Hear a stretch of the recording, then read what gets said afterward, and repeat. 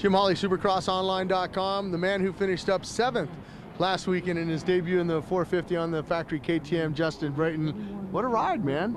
Yeah, I had a blast riding that thing. You know, I didn't get too much time on it before the race, but I just went in there low pressure and you know, I got a good start and rode fairly well. I was 6th pretty much the whole main event, and then Davey got by me like the last 5 laps, so I was pretty happy.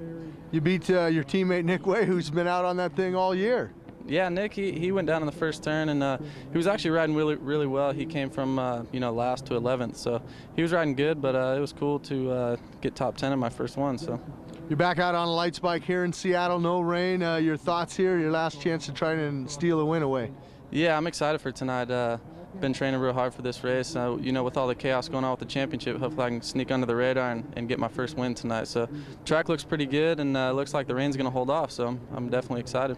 Something I'm excited about is that East-West shootout next weekend in Las Vegas. Bragging rights are on the line, and I know that you know there's a Toyota truck on the line. Yeah, actually, people have been reminding me of that for the past couple weeks about the new truck, and you know, it'd be good to get that first win there, or you know, second win there. Hopefully, I can get the first one tonight. But I'm really excited for that. It's you know, Vegas is always fun. So.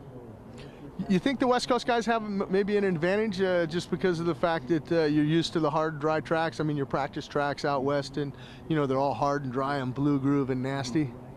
Yeah, I think so to a certain point, but I think a lot of the top guys on the East live in California, so they ride a lot, you know, at the KTM track or whatever track that they ride for. So, and it's always hard packed out there. So, I think to a certain point, just because we raced on it all year, but you know, top 5 or top 10 guys are all going to be pretty close. So. All right, well, let me ask you this question then, because you answered that one beautifully. Do you think you have an advantage because you're coming off of a race and they're coming off of a weekend off? Yeah, maybe. You know, I think some of the East Coast guys are probably going to do some outdoor riding on this week off, and we're switching back to Supercross mode. So I think once it comes down to it, just get a good start and, you know, just ride. That track's always pretty long with the flat track section out back, so pretty excited for that race.